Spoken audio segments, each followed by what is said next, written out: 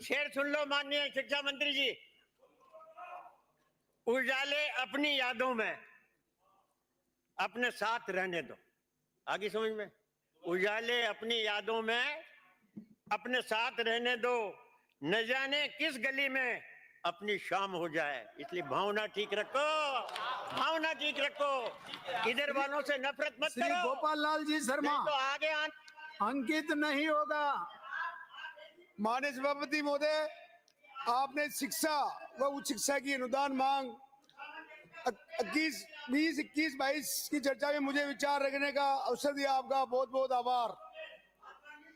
सर्वप्रथम मैं आभार व्यक्त करना चाहता हूं माननीय यशस्वी मुख्यमंत्री भजन लाल जी शर्मा और उप मुख्यमंत्री दिया कुमारी जी के प्रति बजट में शिक्षा क्षेत्र को पर्याप्त महत्व मिला है।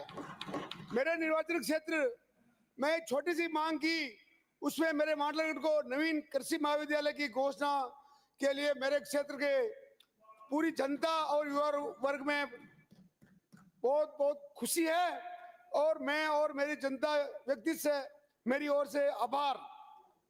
तलवारों की धार पर इतिहास हमारा चलता है, जिस ओर जवानी चलती है उस ओर जमाना चलता है।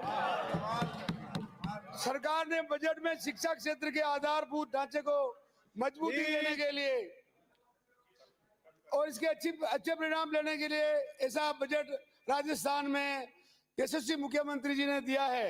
जयपुर जोधपुर शहरा बना के आया कर, जो दीवानी वाली मामला चलता है। अच्छा। जयपुर जोधपुर व उदयपुर में वैदिक गुरुकुल की स्थापना की घोषणा एक बहुत ही ऐतिहासिक क्षण है। बजट में जहां वैदिक गुरुकुल की स्थापना का संकल्प है, वहीं 1500 विद्यालयों में अटल टिंकरिंग लैब, प्रदेश में 3 स्थानों पर डिजिटल प्लेनेटोरियम व थाना स्थान इनोवेशन हब स्थापित करने की घोषणा है।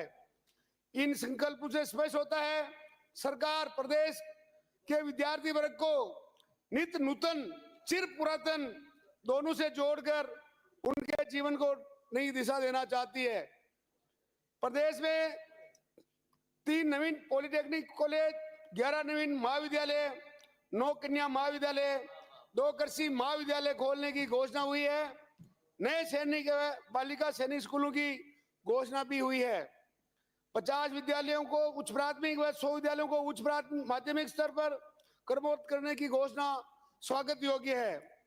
विद्यालयों में अब आधारभूत सुविधा व कक्षों का निर्माण विधायक, सांसद मद व डीएमएफटी व जनजाति के बजट से अधिकांश होता रहा है, परंतु इस सरकार ने इस बजट में विद्यालयों के कक्ष, प्रयोगशाला, कंप्यूटर लैब, शौचालय निर्माण के लिए 225 करोड़ रुपए का प्रावधान किया है। प्रदेश के 15,000 विद्यालयों में सीसीटीवी कैमरे लगेंगे, तो एक महत्वपूर्ण कदम है। माननीय सभापति महोदय, मैं इन सभी प्रावधानों के लिए सरकार के मुखिया माननीय भजन लाल जी शर्मा को एक बार फिर बधाई देते हुए आभार व्यक्त करता हूं कि और मैं महोदय जी, मैं अत्यंत दुख के साथ निवेदन करना चाहता हूं। अभी बूंदी से आने वाले माननीय विधायक जी कह रहे थे कि पहले इनकी सरकार ने प्रदेश में शिक्षा विभाग के नौसिखिए वैज्ञानिकी प्रयोगशाला बनाकर रख दिया था। विगत सरकार ने बिना आधारभूत व्यवस्था किए, बिना नई भर्ती किए हिंदी माध्यम स्कूलों को अंग्रेजी माध्यम स्कूल में क्रमोन्नत कर दिया था। और कैसे बनाया? जादूगर ने एक छड़ी घुमाई। यहाँ बजट में जादूगर एक छड़ी घुमाता था और आप सब भेजे थपथपाते थे और काम 0 होता था। यह आपके सामने है। भवन नहीं, स्टाफ नहीं, विद्यार्थी नहीं, अध्यापक नहीं, केवल बाहर का बोर्ड बदला और स्कूल इंग्लिश मीडियम स्कूल हो गए। विगत सरकार ने कहा था हम पूर्ववर्ती भाजपा सरकार द्वारा बंद किए विद्यालय वापस खोलेंगे। क्या हुआ? उनमें से कितने खोले? मैं प्रतिपक्षी मित्रों से पूछना चाहता हूं और आपको इस और जानकारी देनी चाहिए कि आपकी सरकार ने क्या क्या काम किया। अभी जानकारी दीजिए आप। विगत सरकार में स्कूल के भवन कॉलेज खोल दिए, 4 कमरों में भवन में कॉलेज का बोर्ड लगा दिया, प्रिंसिपल नहीं, कई प्राध्यापक नहीं, कई विद्यार्थी नहीं। जैसे मैं एक उदाहरण देना चाहता हूं, हरदेव जोशी पत्रकारिता विश्वविद्यालय में नियुक्त कार्मिकों के वेतन वे विद्यार्थियों के अनुपात विगत वर्षों में क्या रहा, इस पर विचार करेंगे तो स्पष्ट होगा। विगत सरकार ने केवल कृपा पात्रों को उपलब्ध किया है, पूरे 5 साल में यही काम किया है। पिछली सरकार में एक विश्वविद्यालय की मंजूरी का भी आया, हम भी इस सदन में थे, आप भी थे। चर्चा के दौरान प्लीज मंत्री महोदय, प्लीज। तत्कालीन प्रतिपक्ष के उपनेता राजेंद्र जी राठौड़ साहब ने मामला उठाया, कहा विश्वविद्यालय की प्रस्तावित भूमि पर अभी भवन तक नहीं बना है, भूमि समतलीकरण का काम चल रहा, परंतु रिपोर्ट मंगवाएगी, सरकार को बिल वापस लेना पड़ा। ये थी विगत सरकार की शिक्षा की नीति स्थिति, आपकी मनोस्थिति।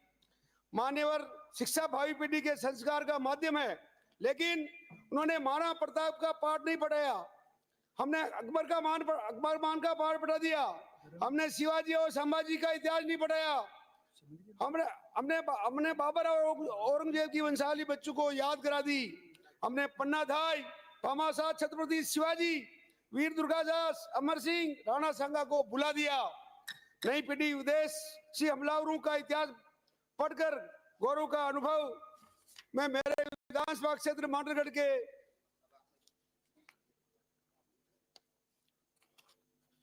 हमारे प्राचीन गौरव का गौण करके मुगल काल को स्वर्ण युग बताया गया। शिक्षा में पाठ्यक्रम के नाम पर तथा कि कथित बुद्धिजीवियों ने षड्यंत्र किया है। मैं मेरे विधानसभा क्षेत्र मांडरगढ़ के निम्न शिक्षा विभाग में संबंधित मांगों की ओर ध्यान दिलाना चाहता हूं। पहले के सरकार में राजकीय प्राथमिक विद्यालय मर्ज कर दिए थे। मैं सरकार से मांग करता हूं कि निम्न विद्यालयों को अविलंब अगले सत्र में वापस शुरू कराने का आदेश फरमाएं।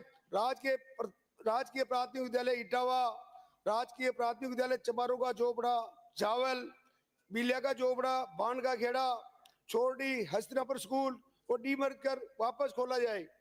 मेरे क्षेत्र में निम्नलिखित राजकीय उच्च माध्यमिक विद्यालयों में निम्न संकाय खोलने का श्रम करावे। राजकीय उच्च माध्यमिक विद्यालय मालका खेड़ा, होड़ा, बरुंदनी, महुआ, खटवाड़ा, जोजवा में कृषि एवं जीव विज्ञान संकाय खोलने का आदेश करे। राजकीय उच्च माध्यमिक विद्यालय लाडपुरा व ककरुआ घाटी में विज्ञान संकाय खोला जाए। राजकीय उच्च माध्यमिक विद्यालय मांडलगढ़ में भूगोल संकाय खोला जाए। राजकीय उच्च माध्यमिक विद्यालय सुटेबा में वाणिज्य संकाय। राजकीय उच्च माध्यमिक विद्यालय किशनगढ़ में विज्ञान संकाय के स्थान पर कला संकाय खोला जाए। राजकीय शिवचंद मातृ महाविद्यालय मांडलगढ़ व राजकीय महाविद्यालय बिजोलिया में कंप्यूटर विज्ञान व संस्कृत संकाय खोला जाए। वह मैं मांग करता हूं प्रत्येक पंचायत में बच्चों को शिक्षा, आजकल कंपटीशन है, तो हर पंचायत में एक पुस्तकालय खोला जाए। राजकीय प्राथमिक विद्यालय बागला की झोपड़ियां, उमेदपुरा, श्रीपुरा, देवीपुरा को उच्च प्राथमिक विद्यालय में क्रमोन्नत कराया जाए।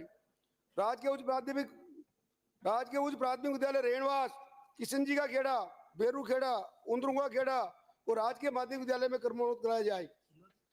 मेरे मान्यवर, मैं आपका व सदन का ध्यान वर्तमान में शिक्षा जगत पर आने वाले संकट की ओर आकर्षित करना चाहता हूं।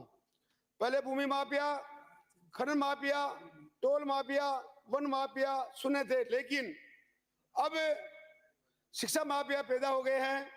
शिक्षा क्षेत्र, पवित्र क्षेत्र को भी अब व्यापारीकरण करके दूषित किया जा रहा है। निजी विद्यालयों व महाविद्यालयों में छात्रों व अभिभावकों का शोषण रोकने के पुख्ता प्रबंध किया जाए।